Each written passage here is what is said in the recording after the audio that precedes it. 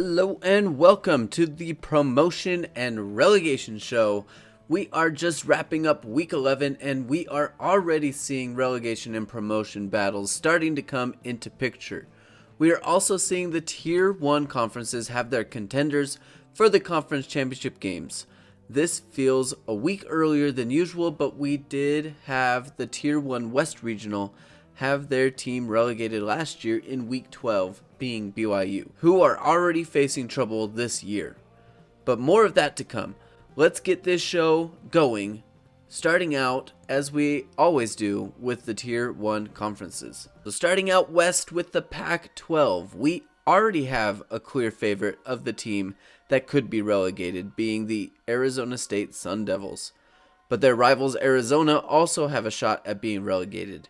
These two are unfortunately not going to be playing against each other this year due to a scheduling error. Arizona State are still the clear favorite, as their last two games are going to be against number 17 Utah and number 19 Washington. They have to win at least one of these games to catch back up to Arizona and probably need both, which will most likely not happen. Arizona will face Oregon State this upcoming week, who actually mathematically can still be relegated due to not playing against the Sun Devils. This game decides a lot. If Oregon State wins, that opens the door for Arizona State to have a fighting chance and look at keeping themselves safe. If Arizona wins, it will be likely all but over for Arizona State. In the Coastal Division, we have a three-way tie for first place, which are going to be the only teams that are able to win this division. Kansas State and Second Haven are trying to end Oregon's reign of terror over this division and steal it away from them. With 2 games to go for all these teams, Second Haven still has to play both of them. Kansas State already has a leg up on Oregon after beating them this past week. Oregon has the opportunity to try and not go 0-2 against these opponents this next week when they face Second Haven for what could be their division title lives. Then moving to the Pacific Division, this division is wide open. Anybody has a shot at going for the division title except relegation favorite Arizona State.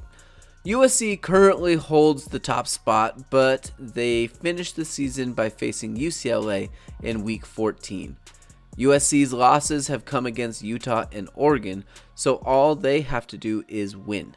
A loss to UCLA could create a super chaotic situation with tiebreakers galore, and we will need to dive more into those and as the season shapes out and games are played by the other contenders. So now moving to the Central Region and the Big 12, where things are not as set in stone as the Pac-12. Currently, there are too many games left to be played to really nail down the relegation situation in this region and tier level. However, TCU and Arkansas are the favored teams to be relegated from this conference. TCU has already lost to Arkansas, which keeps Arkansas from being the lone favorite for relegation. Iowa State still has a shot at joining this relegation battle, especially if Arkansas wins against Wisconsin this upcoming week. An Arkansas loss will make this a relegation battle with TCU and Arkansas. So now moving to the Central Division, there are 3 teams that have the ability to win this division. Those teams are Texas A&M, Oklahoma State, and Texas. Texas A&M holds all the cards to win this division, as they are going to finish their season by taking on both of these teams.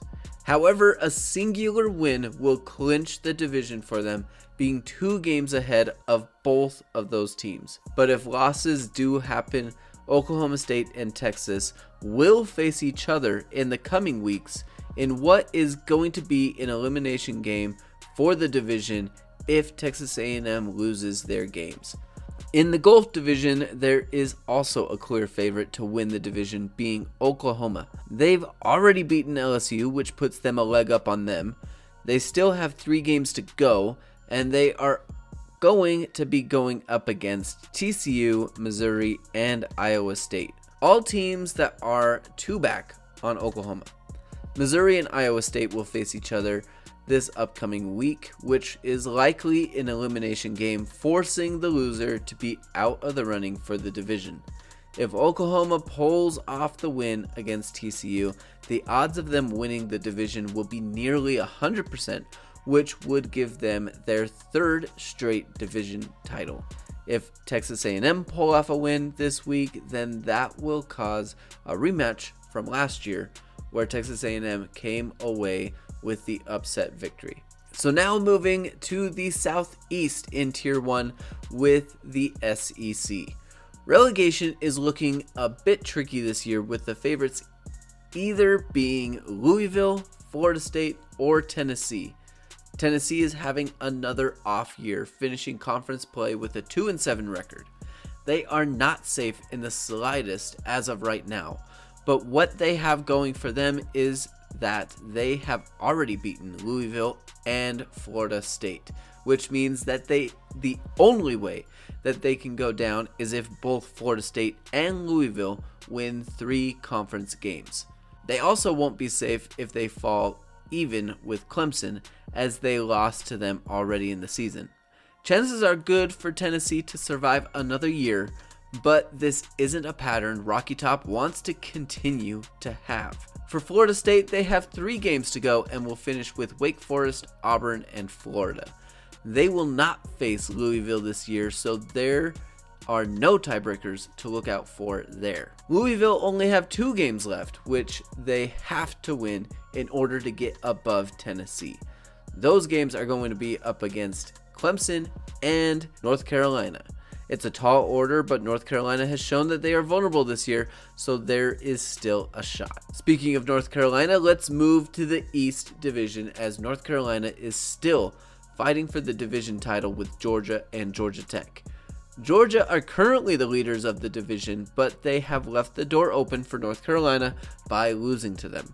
They still need to go up against Auburn, Clemson, and then their rivals in Georgia Tech. Georgia Tech has 2 games to go and needs to win both to win the division, and they need to get some help. They will win the division because their last 2 games are against North Carolina and then Georgia. A loss to either will knock them out of the running if Georgia wins this upcoming week against Auburn. North Carolina has better odds than Georgia Tech, as they will finish against them and then Louisville. This game between North Carolina and Georgia Tech could easily become an elimination game. And then looking at the South Division, it's going to be between Miami and Alabama again, just like last season. And just like last season, Miami is the heavy favorite. This is because Miami got the better of Alabama for the 2nd year in a row. They will finish with Wake Forest in week 14. All they have to do is win that one, and they will win the division for the 2nd year in a row. Alabama has to win the rest of their conference games and will need Miami to lose that week 14 matchup. They will finish the season against regular SEC rivals in Florida and Auburn in the final weeks of this season. And now the last Tier 1 conference from the Northeast Division, the ACC. This update for the ACC is going to be nice, short, and sweet. The relegation battle is almost impossible to predict at this moment, as all teams still have too many games to play to narrow down what is going on, as there are still 6 teams that could find themselves at the bottom. It's not 7, because Miami, Ohio cannot be relegated this year, as they were just recently promoted. The Atlantic Division is just as easy, as Ohio State, just like a broken record, is undefeated and playing for the division title this upcoming week, as they face the only other team capable of competing for the title in Notre Dame. If they win this game, it's all over for the division, and Ohio State will win it for the 3rd time in a row. The Coastal Division is not as exciting this season as it was in last. We still have a familiar face at the top and one surprise name that has had a surprising uptick in performance these last 2 years. Those teams are Michigan and Syracuse. Michigan just beat Penn State, which gives them the tiebreaker over them, knocking them out. Syracuse will face Michigan this upcoming week and will need to win that one in order to stay alive in the division title race. A Michigan win will secure the division. A Syracuse win wouldn't secure the division, as they will need Michigan to lose their last game against Ohio State and will need to win their last game as well. So that is it for the Tier 1 conferences. Logically, that brings us next to the Tier 2 conferences and their battles for promotion and relegation. Because Tier 2 tends to go all the way to week 15 before they finish their seasons, there are still loads of games to go, which makes the Mountain West, Big Ten, the American Conference, and the MAC too difficult right now to determine who is in the most danger of being relegated and who are the promotion favorites. They are about 1 week behind Tier 1, and we should see things start to take shape after this week. However, to quickly talk about the Mountain West, as they have teams whose seasons are basically finished, we can talk about them. BYU is still in danger of receiving a double relegation after being relegated from Tier 1 last season, and are in danger this season after they have finished their conference season. The odds are in their favor to stay in Tier 2 though, but it is still a little bit early. Also, newly promoted Utah State gave it a fighting chance to get a double promotion, but they came up short, having lost to Stanford and being unable to catch them. Injuries to their star players late caused their season to derail a bit at the end, which will cost them that promotion spot to Tier 1. So now 2 tiers down, and now we talk about the bottom of the football pyramid. We will go out of order as we always do and dive into Tier 4 first, as they will cause us to talk about the relegation danger of the regions in Tier 3. In Tier 4, there are currently only 4 teams that have positive independence points. Those teams are Middle Tennessee State out of the Southeast region, Southern Miss from the Central, Old Dominion also from the Southeast, and Navy from the Northeast. These 4 are currently the frontrunners for being promoted from Tier 4 at the moment. So let's talk about them. Middle Tennessee State is currently the leader of Tier 4 with a 6-3 record and a total of 7 independent points. They have 2 games left in their season against Tier 2 Utah State and Tier 1 Miami, Ohio. They have the most to gain and the least to lose amongst the teams at the top. They will end their season in the positives for independence points and could really run away with promotion if they were to win both of these games. Southern Miss is sitting with 3 points and will face Tier 2 BYU and Tier 3 number 8 team in the country, Rice, to finish their season, which is currently sitting at 6-4. In the current makeup of points to be gained and lost with this remaining schedule, they will need to win out if they want to earn promotion, and will need Middle Tennessee State to lose out. Old Dominion is sitting in a tie for 3rd with Navy with 1 independent point. They are going to finish with Tier 4 Nebraska Kearney and Tier 1 number 7 team in the country, USC. Just like Southern Miss, they are going to need to win both these games in hopes to be promoted, with Middle Tennessee State losing the rest of their games. This is not as true for Navy. Navy still has 3 games to go and could catch Middle Tennessee State as long as they lose only 1 game. Navy will finish with Tier 4 Oswego, Tier 1 Arizona State, and their main rivals, Army, from Tier 2. They have some control of their destiny that the other teams do not have. Yes, they still need the other teams to lose games, but they can still rise to that coveted promotion spot, even with losing a game. The only other team that has negative independent points that have not mathematically been eliminated from promotion contention is Vanderbilt. They have 3 games to go against Tier 2 Kentucky, Tier 1 Tennessee, and then Tier 4 Wyoming. They will need to win out and have everything go perfect for them. The chances are next to 0, but mathematically, they have not been eliminated. Something you might notice is that Billows Falls is on a 6-4 record and sitting 4th, but are not in the running for promotion. This is why Tier 4 is run off of the independence points system. Billows Falls loaded their schedule with easier teams and have not been challenged like all the other teams have. They will not face any Tier 1 teams the entire year, and 3/4 of their schedule are from Tier 3 teams and lower. Their losses are against bad teams, which brings their points down, and do not have the quality of wins to bring that number back up.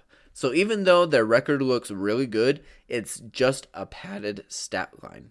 So that now brings us to the final tier in the football pyramid in Tier 3. We are going to start on the western side of the United States and take a look at the Conference USA. Starting in the West with the West region. It's still early to tell who's fully the favorite, but Rapid City is making a case for it. They still have 3 games to go, being against Colorado, Air Force, and Nevada. 4 teams still have a chance of playing for their right to be promoted, but the bottom one, being Colorado, are currently a long shot. And for relegation danger for this region, there is no danger, as no team from the West in Tier 4 is anywhere close to being promoted. Now moving on to the Central region. They are due for promotion this year. They are the only region to not have a team be promoted or relegated. They have a really good shot this year, as the West region is a bit down and Rice is making a case of being the best Tier 3 team ever. Rice is currently ranked in the top 10 in the country and have 2 games left in conference. They have Colorado State this upcoming week and then will finish their season against Northern Illinois. That Northern Illinois game is going to be the decider of who wins the region and plays for their chance to be promoted. Both are solid teams that are easily capable of winning the conference championship game if they make it there. So now for the relegation part. There is a chance that Southern Miss moves themselves up ahead of Middle Tennessee State, which would force a team to go down from this region for the first time.